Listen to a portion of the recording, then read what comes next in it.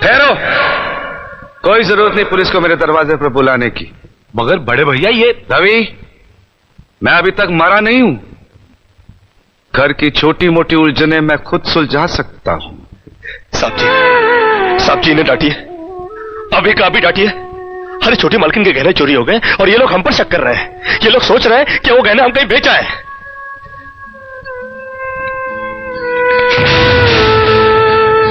बाकी के रुपए कहां हैं कृष्णा? क्या पूछा आपने साहब जी? मैं पूछ रहा हूं कि बाकी के रुपए कहां हैं? ये आप पूछ रहे हैं साहब जी अपने कृष्णा से? देखो कृष्णा, गलती हर इंसान से होती है। तुम मुझे सही सही बता दो कि गहने तुमने कहां बेचे, मैं तुम्हें कुछ नहीं कहूंगा।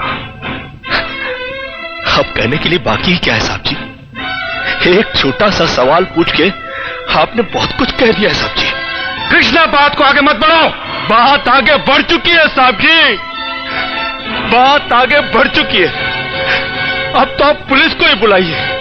वो जब हमें कुत्ते की तरह मार मार के हमसे पूछेगी ना, अब तो हम तभी बताएंगे कि हम गहने कहां बेच कर आए साहब जी। मत कहो मुझे साहब जी। इसी साहब जी की इज्जत आज तुमने मिट्टी में मिला दी। क्या कुछ नहीं किया था मैंने तुम्हारे लिए, उसका मुझे तुमने ये बतला दिया। अरे भैया ये क्या? अरे हट जाओ ज्योति। जिस दिन मेरी फैक्ट्री जलकर राख हो गई थी और मैं बर्बाद हो गया था, मुझे उतना दुख नहीं हुआ था कृष्णा जितना आज हुआ जब तुमने इस घर में चोरी की है। साहब जी, बचपन में जब हमारे माँ बाप मर गए थे ना और हम अनाथ हो गए थे ना, तब भी हमें इतना दुख नहीं हुआ था जितना दुख हमें आज हुआ है जब आपने हमें चोर कहा साहब जी। आपने हमें चोर कैसे कहा साहब जी?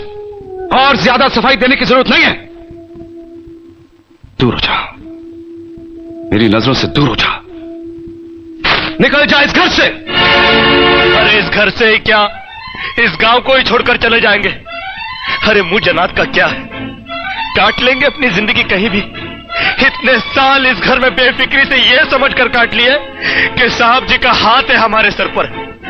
हमको क्या है परवाह किसी बात की, मगर नहीं, अब हम जान गए कि इस दुनिया में अनाथ का कोई नहीं होता।